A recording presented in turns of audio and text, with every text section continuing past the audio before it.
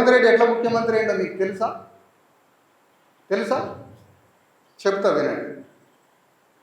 రెడ్లంతా తమ పౌరుషాన్ని, తమ వీరత్వాన్ని, తమ సాంస్కృతిక వైభవాన్ని మరిచిపోయి బానిసల్లాగా వెలమరాజు దగ్గర పనిచేస్తున్నారు 20 ఏళ్ల నుంచి. ఇది కేసీఆర్ దగ్గర నుంచి అందిన డేటా. ఎవరికి? రేవంత్ రెడ్డి. మన రెడ్లంటే ఏమనుకున్నావు? మన రెడ్ల వీరత్వం అంటే ఏమనుకున్నావు?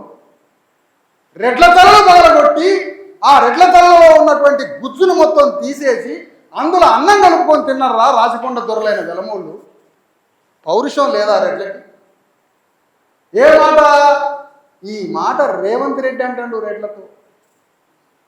రాండి బయటికి, కేసీఆర్ దగ్గర ఉన్న రెడ్లంతా బయటికి రాండి. ఒకసారి కేసీఆర్ అట రెడ్ల గురించి ఒక మాట అన్నాడు.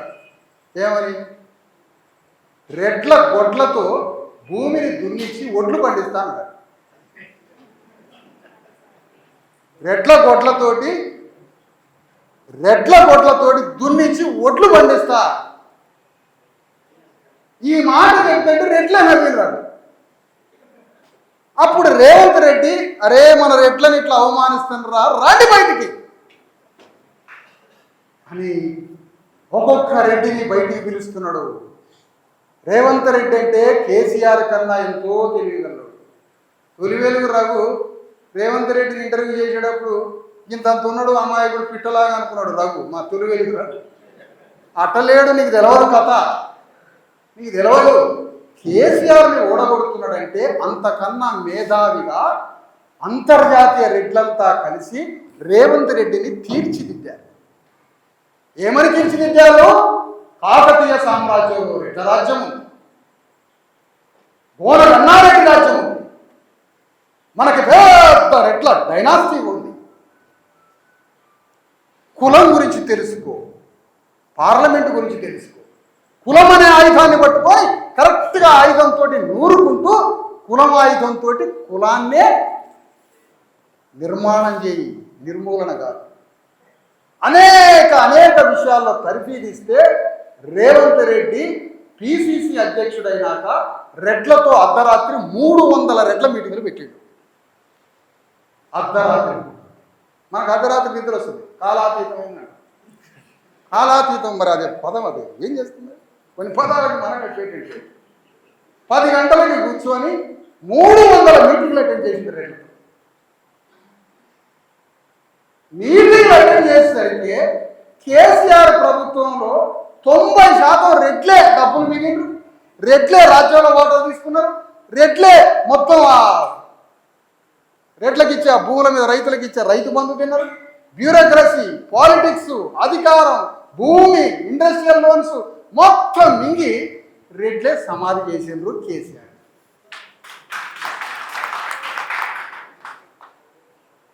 ఈ పన్నాగం బండి బాంబు పెట్టి పేల్చింది రేవంత్ రెడ్డి. అందుకనే ఓపెన్గా సునీల్ కనుగోలు ఒక అడ్వైజ్ చేసి, మిస్టర్ రేవంత్, నువ్వు కులం మొత్తాన్ని రెడ్లని ఒక అడ్రస్ చేయి. మన రెడ్లంటే ఏమనుకున్నావు? మనం రాజ్యాన్ని పరిపాలించిన రాజులం, వ్యవసాయాన్ని చేసినటువంటి వ్యవసాయదారులం అని నువ్వు రెడ్లను లేకు.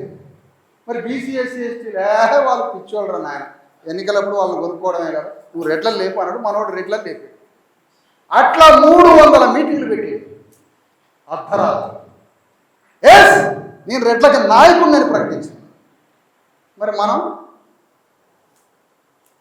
ఒడ్లు పండించే గొడ్లు మనమైంది.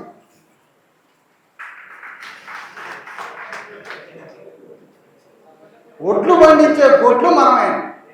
ఎక్కడా కూడా పంటలు పండినాక గొడ్డు వాటా అడిగిన చరిత్ర ఉందా భూమి మీద?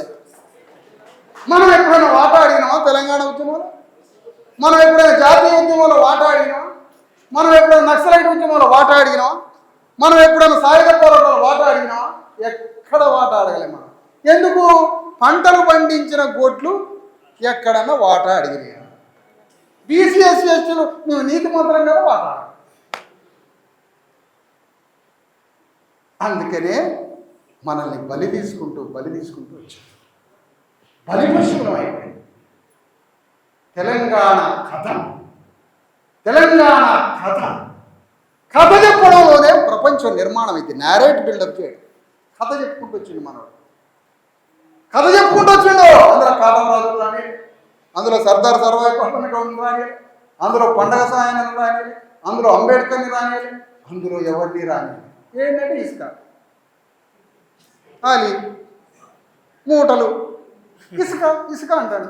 ఇసుక మూటలే చూస్తున్నాం మనం. బండి వేసుకొని పోతుండేవాడు రోజు తెలంగాణ ఉద్యమం వేసుకుపోయేది రాజ్యాన్ని. తెలంగాణ రాష్ట్రం సాకారమైతే, తెలంగాణ రాజ్యం సాకారమైతే తెలంగాణలో ఉన్న 1 కోటి ఎకరాల భూమిని బీసీ ఎస్సీ ఎస్టీలకి పంచుతా అని అన్నడా? సిగ్గున్నదా మరి ఆ ఉద్యమంలో పాల్గొనడానికి? మనకి నాకు సిగ్గున్నది కాబట్టి నేను పాల్గొనలేదు.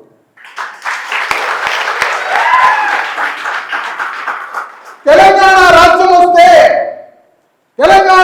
వస్తే ఇగో పద్మశాలిని 10% నీ వాటా తీసుకో ఈ రాజ్యంలో. ఇగో తెలంగాణ రాజ్యం వస్తే గంగపుత్రులుగో నీ వాటా తీసుకో. ఇగో విశ్వబ్రాహ్మణులు విశ్వకర్మలు నీ వాటా తీసుకో. ఇగో మాదిగోళ్ళు మీ వాటా తీసుకోండి అని డిస్ట్రిబ్యూట్ చేస్తే నేను అన్నాడా? మరి ఎందుకు పాల్గొన్నాను? ఎందుకు పాల్గొన్నావు? ముస్లిం పాల్గొనలేదండి, ఎంఐఎం పాల్గొనలేదండి, నువ్వెందుకు పాల్గొన్నావు? మేధావి ఉండి, యూనివర్సిటీలో వ్యక్తి అయి ఉండి, పెద్ద పెద్ద స్థానాల్లో ఉండి ఎట్లా పాల్గొన్నావు?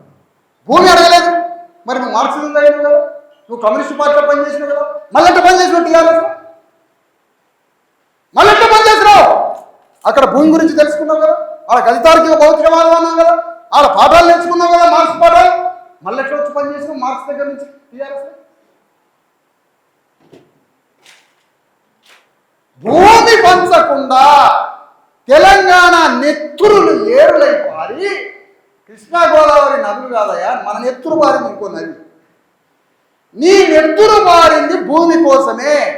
ఆ భూమిని కేసీఆర్ ప్రకటించిండా? మరి నువ్వెందుకు పోయినావు ఆ ఉద్యమంలోకి? తెలంగాణ రాజ్యం వస్తే అందులో బీసీ ఎస్సీ ఎస్టీలకి అందరినీ నేను అసెంబ్లీలో పంపించి మీ వాటాని మీకు డిస్ట్రిబ్యూట్ చేస్తా అన్నాడా?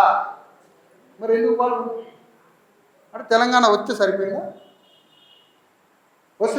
తెలంగాణ అంటే నీకు రాజ్యంలో వాటా లేదు, భూమిలో వాటా లేదు, సంపదలో వాటా లేదు, బ్యూరోక్రసీలో వాటా లేదు.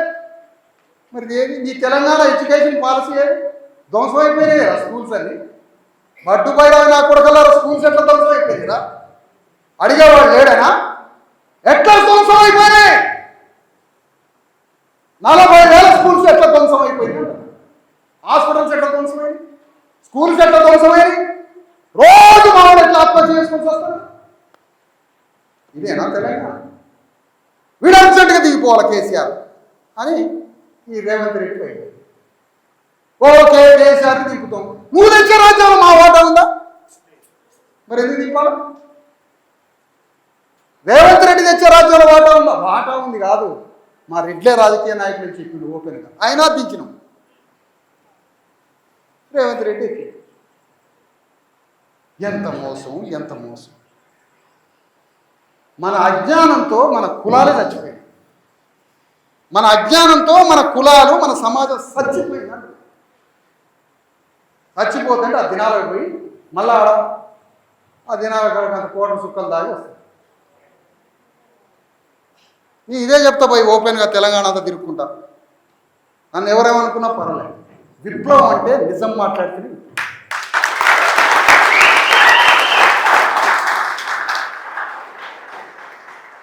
నిజమే విప్లవం, సత్యమే విప్లవం, సత్యమే దేవుడు. దేవుడు అంటే ఎవడో కాదు, సత్యమే దేవుడు. తెలంగాణ భూమి పంచవా? ఈ భూమి కోసమేగా మా తాతల రక్తం ఏరులై పారింది గ్రామాల్లో.